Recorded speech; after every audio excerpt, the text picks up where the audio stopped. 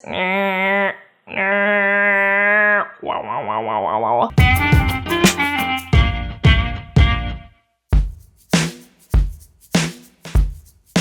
Busy Bees! Happy Sunday! Today I've decided actually to not do a recipe video, but to answer one of your most asked questions on the channel. Zhang, where do you get those bowls? What kind of toaster are you using? What kind of blender is that? I'm doing a roundup of all the tools I've used in the videos that you guys want to see. So go ahead and give this video a like if you want to get your own little set of latte bowls here, or how to keep your thing shiny. I'm going to show you all the tips and tricks. So give this video a like and don't forget to subscribe below, and we'll go ahead and get started. So other than the interest that you guys take on the recipe itself, a lot of you guys want to know where I get these bowls from, and these are called latte bowls. They're from Anthropologie. They're actually pretty good. They're $6 each, and sometimes they go on sale for 20% if they have like a home sale. You just have to look out for them, but they pretty much change the colors and they swap out or they add new colors every season. Right now they have like the teal, the pinks, the very sorbet colors. But during the fall they have really warm colors like the rusty orange or dark green back there that I have. I used to actually have like 20 of those bowls, but I decided that was kind of overkill when I moved and I didn't want to pack them all, so I gave all the bright colors to my sister. So she has her own little collection. You guys also ask about this measuring cup quite often, and I also got this from Anthropologie. I have to be honest though, it's not very practical. The spout, every time I pour it ends out like pouring outside of the spout. It's not designed very well. It sure is pretty, but it's not very useful. I still love it though. And then I have these gold rimmed measuring cups. I use them as little bowls to measure out my ingredients for the video, but they're actually all measuring cups, and it's great because they carry a lot, and I love the variation in sizes. It makes it look a little more fun when it's the tops down type of video. All right, so those are our bowls. And then you guys also ask me quite often about the utensils that I use, particularly the gold spoons. I have to be honest, I don't love them. I got them from West Elm, and I really only just use them for like aesthetics and photos now, because after a lot of usage, they turn out like this. They're silver now. And I don't even dishwash them. I hand wash all of these spoons because they tend to scratch very easily. If you could see, if you notice, the back of the spoon is already all scratched, and I don't know, I just feel a little bit uneasy about eating with these because who knows how much gold paint I have in my body now, and it's not very healthy. I'm hoping that the fading was just during the dishwashing process or washing it by hand and not ingested, because it's kind of gross. So I'm on the hunt for good gold flatware. If you guys have any suggestions, let me know. All right, for my knife, I used to use those, what are they called? Wooshtoff. I have a block of Wooshtoff knives over there, and I love them, but I recently found this one by Material Kitchen. It's super light, and it cuts so well. I have moved over to using this knife exclusively. Josh, our cousin, who's a sushi chef, I made him test this out, and he said this is a good knife right here. And he did this trick where he balanced it on his, I'm scared, I'm gonna drop it.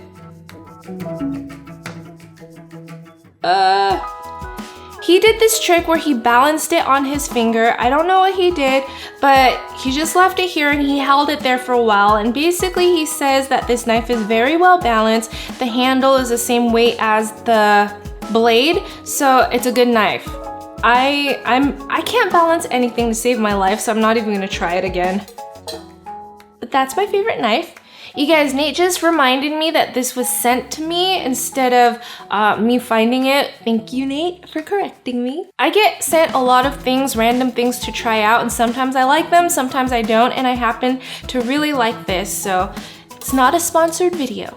Okay, next up is this 3-quart all-clad saute pan. I love the shape of this because it could double as kind of like a pan that I stir fry in. I mostly use this to boil water, boil stuff, but pretty much it's a multi-purpose pan for me. And the way that I keep this crystal clean, as you can see, it's nice, bright and shiny, is with just a little bit of Barkeeper's Friend. I use Barkeeper's Friend to clean all of my stainless steel pots and pans to keep it looking shiny and new. Could kind of do my makeup here because it's so bright and shiny. Mirror, mirror on the wall. Just kidding. Yes, so I bought this separate from my 9-piece all-clad set.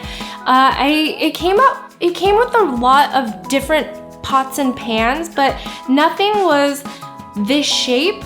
And I just felt like this was so versatile after seeing Giada use it on her Food Network show, so I went and got it. All-clad is great though, because I know it's durable and it'll last me forever, so it's totally worth the investment. Alright, the next pot that I use is this Le Creuset. It's pink, it's 3.5 quarts. It's small, but just like big enough for me to make soups and stews for our small family. I love that it's pink, and anytime I have anything that requires like even but hot heat, I use this pot. Alright, as you can see, I love pink, so moving on to my pink Smeg toaster. I actually haven't used this a ton in our videos, but I do get questions about it just because it's always sitting in the background. This is my Smeg toaster and it's great. This is probably one of the best toasters I've ever had. One of my viewers asked if I have any experience with it cooking unevenly, and I actually haven't. Perhaps yours might be a little faulty, so I would just take it back or maybe email them and ask, but mine pretty much toasts the bread evenly and really perfectly every time. I love that it has this dial right here, and it's kind of retro. And it goes all the way up to level 6, which is super dark. I've never used it up to there before. Anytime I use my toaster oven, I usually set it at level 2 just to get like a nice golden brown. There's also this option to toast it. If the toast is frozen, let's say you keep your toast or bagel in the freezer, you can defrost it here. I just really enjoy this toaster because it's pink and it's cute and it works really well. Another pink tool that I have is this KitchenAid hand mixer. I was really drawn to this hand mixer, obviously because it's pink, but I got really tired of cleaning my KitchenAid stand mixer back there. It takes a lot of work to clean the glass bowl, and so anytime I need to make quick frosting or mix like a batter or something, I just whip this guy out and it does the job in just a few minutes, and I only have to clean these 2 whisks right here. In terms of speed and power, I wouldn't say it's the best. I used to have this yellow one by Cuisinart that had like a more powerful motor, and it would mix things a lot faster and easier, but that's okay. This has 5 speed, the other one had 7 speed, and honestly, if you're just mixing like a quick pancake batter or something, this will do just fine. If you're planning on mixing like a bread dough or something, probably use something stronger. I would even suggest using the stand mixer because that's really what it's for. Next up is this Hotplate by Aroma. If you guys have noticed in the last few weeknight Wednesday meal videos, I switched to using a gas burner. I just needed something a little stronger, and while this performs really well for small pots like this, it doesn't do so well with cast iron pots and pans back there that I have. So This is great if you're using it for, let's say, a college dorm. It does the job, it fries egg, it boils water, and I used it a lot in my videos. The only thing that I didn't like about it, another thing that I didn't like about it, is that once you turn it on, it makes this, it makes like really weird noises, and so we would always have to wait until it was done. It's like a furnace. I like it, I don't love it. It's $16, you get what you pay for. I've started using those gas ones and I like it a lot better. If you guys have seen my life-changing 7 smoothies video, I used this small blender, and I also used it quite often when I was making baby food for Erisi. This is the Vitamix Personal Blender. And I like that it has a really small blender cup. This is kind of like a normal size blender. Like if you guys have the Oster or the Hamilton Beach, like those types of blenders, this is kind of the same one, except it's super powerful. And what I love about this blender versus other Vitamixes, and I used to have the blender pitcher that you would not be able to remove the base. This, you can remove the base and wash it in the dishwasher. So it's been really great. I use this a lot. All right. And recently I showed you guys a video on the Mealfie here. It's basically a pressure cooker multi-cooker. It's a multi-cooker pressure cooker. I used to have the Instant Pot. I partnered with Mealfie on a video and I ended up loving this so much more than my Instant Pot. The reason why, go back to that video. I'll link it at the end so you guys can watch why, but it just cooks things a lot faster and better. Last night, my mom made chicken pho. So we still have a little bit in there. It's gonna be lunch today. But pretty much I use this on a daily basis.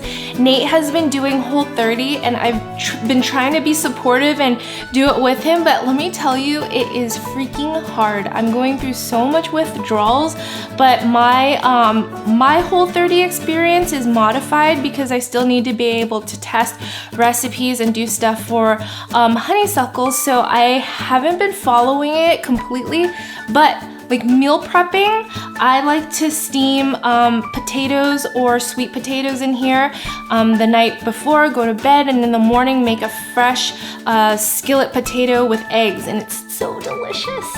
All right, last but not least, this is a new addition to our family that has been getting used a ton. You guys, meet Arky. I'm not sure I'm saying his name right, but this is a sparkling water maker. I never was into the SodaStream. My sister has one, but it was so ugly. And when I saw this at the Nordstrom Eat pop-up shop at the Grove, I was like, whoa, we need to get this.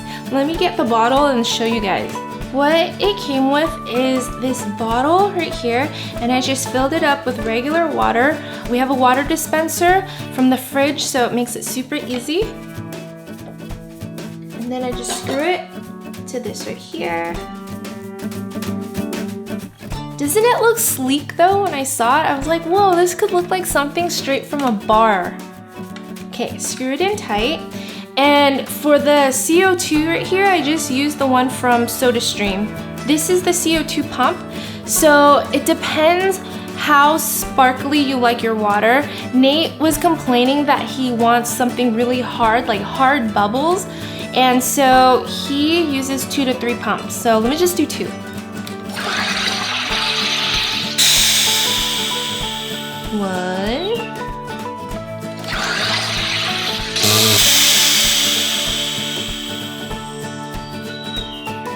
And I know that I've over pumped it if it makes that noise, but it's super sparkling and delicious. So I've been trying to create my own sparkling water flavor combos. You know, like Spindrift, they have raspberry lime, blackberry, mango. Do they have mango? Yes, passion mango, I think. Could be LaCroix. But I've been creating my own flavor combos, and the other day I made a grapefruit cherry one that was so delicious. This, I feel like it's such a great investment because not only do I save money from buying those Costco-sized Spindrift or LaCroix, but I'm also cutting back on cans, like using cans. I don't really need them, so I always feel bad when we recycle because it's just like stuff I don't need to be using. So this helps me cut back a lot and be environmentally conscious. And then I can get creative with my own flavors. Let me know if you guys would be interested in seeing me make those like flavored water combinations. If you guys have your own SodaStreams or something, that would be a fun summer video. So definitely let me know. Let me pour this out so you can see how refreshing and bubbly it is. Bubbles!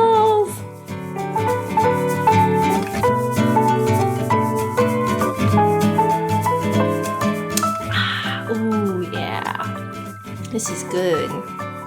Anyways, that does it for my kitchen tools, my favorite kitchen tools videos.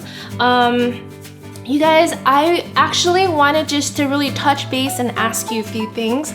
I really enjoy doing kind of these free-flowing, vloggy type of content, and I created Wild Honeysuckle way back when to kind of do more of those free-flowing style content, but I haven't been able to keep up with it, but I definitely want to keep doing it. So what are your thoughts if we started bringing more lifestyle-y, vloggy stuff over to this channel? Would you watch it?